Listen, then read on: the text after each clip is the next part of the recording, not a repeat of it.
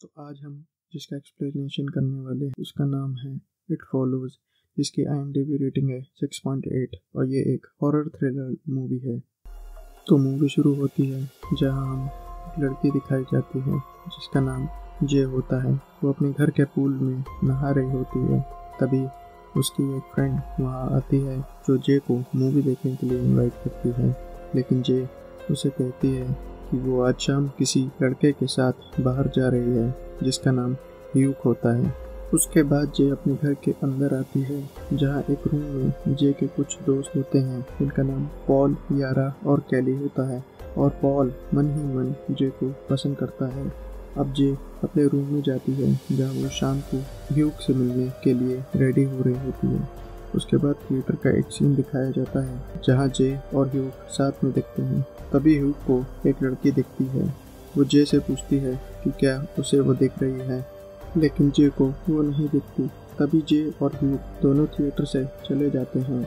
जे उससे पूछती है कि क्या वो उसकी एक्स गर्लफ्रेंड थी, लेकिन वो कहता है कि उसकी तबीयत कुछ ठीक नहीं है और अपनी कार से वहाँ से चले जाते हैं। अब वो दोनों हमें एक रेस्टोरेंट में देखते हैं। उसके बाद ये दोनों अब कार में फिजिकल होने लगते हैं। उसी दौरान उसका बॉयफ्रेंड जे को बेहोश कर देता है और अगले सीन में हम देखते हैं कि जे एक अंडर कंस्ट्रक्शन बिल्डिंग में होती है और वो एक कुर्सी से बंधी होती है। और जब जे बेहोशी से उठती है तो ह्यूक उससे माफ़ी मांगता है और कहता है कि कोई चीज़ तुम्हारा पीछा करेगी और ये किसी ने उसे दिया है, और अगर तुम्हें इससे बचना है तो तुम्हें किसी के साथ फिजिकल होना पड़ेगा। अब जे के वही दोस्त दिखते हैं जो घर के बाहर बैठे होते हैं। अभी ह्यूक की कार वहां आती है और वो कार में से जे निकलती है और फिर ह्यूक वहां से निकल जाता है। जे को ऐसे देखकर वो लोग उसके पास आते हैं। अगले सीन में हमें जे का एक पड़ोसी दिखता है जिसका नाम ग्रेग होता है और वहाँ पुलिस दिखाई जाती है जो जे से ह्यूक के बारे में पूछताछ कर रही होती है। नेक्स्ट डे जे अपने बाथरूम में होती है जहाँ अचानक उसकी विंडो पे एक बॉल लगती है। वो देखती है लेकिन वहाँ कोई नहीं दिखता।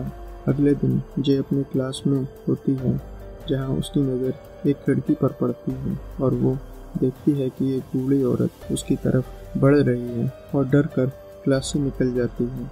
और जैसे ही क्लास कॉरिडोर में पहुँचती है वो बूढ़ी औरत उसका पीछा करने लगती है। जे अब कार से वहाँ से निकल जाती है और एक आइसक्रीम शॉप पर पहुंचती है जहां उसके दोस्त काम करते हैं। वो उन्हें बताती है कि एक बूढ़ी औरत का पीछा कर रही है, जिसके बाद वो अपने दोस्तों से कहती है कि ह्यूक ने मेरे ऊपर कोई चीज पास की है जो मेरा पीछा करेगी। इस सब के बाद जे काफी डर जाती है, जिसकी वजह से उसके दोस्त रात में उसके घर पे ही रुकते हैं। तभी हम देखते हैं कि जे के सब दोस्त सो रहे होते हैं और पॉल हॉल में टीवी देख रहा होता है। तभी जे वहाँ आती है क्योंकि उसे नींद नहीं आ रही होती और जे और पॉल वहाँ बात कर रहे होते हैं। तभी अचानक शीशा टूटने की आवाज़ आती है। जे आगे बढ़कर देखती है तो उसे एक औरत दिखती है और वो डर कर अपने रूम में चली जाती है और रूम लॉक कर लेती है। तभी रूम का दरवाज़ा नॉक होता है। दरवाजे पे उसकी दोस्त यारा होती है और जैसे ही दरवाज़ा खुलता है यारा के पीछे से एक लंबा आदमी जो केवल जे को ही दिखता है, जो जे की तरफ बढ़ता है और वो बालकनी से कूदकर एक ट्राईसाइकिल से भागने लगती है। उसका पड़ोसी ग्रेग भी ये देख रहा होता है। जे वहाँ से निकलकर एक पार्क में पहुँचती है और थक कर एक झूले पर बैठ जाती है और वो देखती है कि उसका कोई पीछा तो नहीं कर रहा। उसके दोस्त भी वहाँ पहुँच जाते हैं और जे से कहते हैं कि वो किस चीज़ से भाग रही है क्योंकि उसके दोस्त ये सब नहीं देख सकते। अब ग्रेग भी वहाँ मदद के लिए आ जाता है और जे अब कहती है कि उसे ह्यूक को ढूंढना होगा, जिसके बाद ग्रेग की कार में सब ह्यूक को ढूंढने जाते हैं। अगले सीन में सब अब एक घर में पहुंचते हैं जहां उन्हें ह्यूक मिलता है और अब सब बात कर रहे होते हैं और ह्यूक उनसे कहता है कि उसके साथ भी किसी ने ऐसे ही किया था और उसे अभी भी लोग दिखते हैं। वो इस चीज से छुटकारा चाहता था और वो जे को भी इसे पास करने के लिए कहता है, जिसके लिए उसे किसी के साथ फिजिकल होना पड़ेगा और फिर ये लोग उस शख्स को देखने लगेंगे। अब जे और उसके दोस्त सब कार से ग्रेग के एक बीच हाउस में पहुंचते हैं। उसके बाद ग्रेग उसी घर के एक गैराज में जाता है जहां उसकी गन रखी होती है और अगले सीन में हमें ग्रेग जे को शूटिंग करना सिखा रहा होता है। यहाँ सब लोग बीच पे बैठे होते हैं। तभी एक लड़की जे के पीछे से आती है, उसके बाल पकड़ लेती है। ये लोग डर कर उसी गैराज में चले जाते हैं और जे ग्रेग के गन निकाल लेती है और उस लड़की पर गोली चलाने लगती है, लेकिन गोली का उस पर कोई असर नहीं होता और जे गैरेज का दरवाजा बंद कर लेती है। तभी जे वहाँ से भागती है क्योंकि वही लड़की उसका पीछा कर रही होती है। जे ग्रेग की कार लेकर वहाँ से जाने लगती है। तभी उसके दोस्त उसे रोकते हैं और आगे जाके जे का एक्सीडेंट हो जाता है। उसके बाद जे हमें हॉस्पिटल में दिखती है और जब वो होश में आती है तो उसके पास उसके दोस्त होते हैं। तभी हम देखते हैं कि जे और ग्रेग फिजिकल हो रहे होते हैं। अगले दिन जे और ग्रेग हॉस्पिटल में बात कर रहे होते हैं और जे उससे पूछती है क्या उसे भी वही लोग दिख रहे हैं, तो ग्रेग कहता है कि अभी तक नहीं।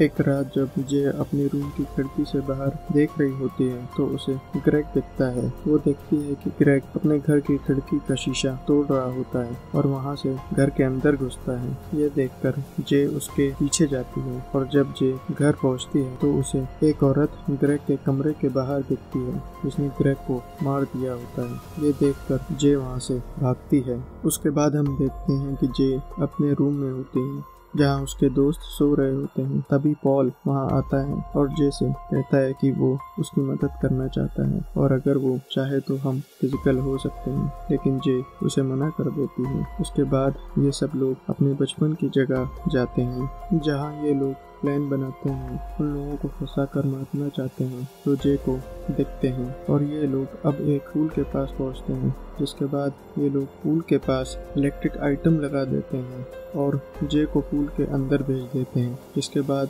वो लोग इंतज़ार करते हैं। तभी एक आदमी वहाँ आता है जो जे को देखता है। जिसके बाद जे उस आदमी की तरफ इशारा करती है। जिसके बाद पॉल उस पर गोली चलाने लगता है, लेकिन कई कोशिश के बाद गोली उसे लगती है और वो जख्मी होकर पानी में गिर जाता है और जे को पानी में ही खींचने लगता है। पॉल अंदाजे से जे की तरफ गोली चलाता है और उस आदमी के सिर पर लग जाती है। इसके बाद पूरा पूल अब लाल हो जाता है। So that's all for today's video पसंद आए तो लाइक, कमेंट एंड सब्सक्राइब करें ताकि आपकी कहानियों का सफ़र यूं चलता रहे। मैं मिलता हूँ आपसे अगली वीडियो में किसी और कहानी के साथ। Till then keep watching movies magnitude.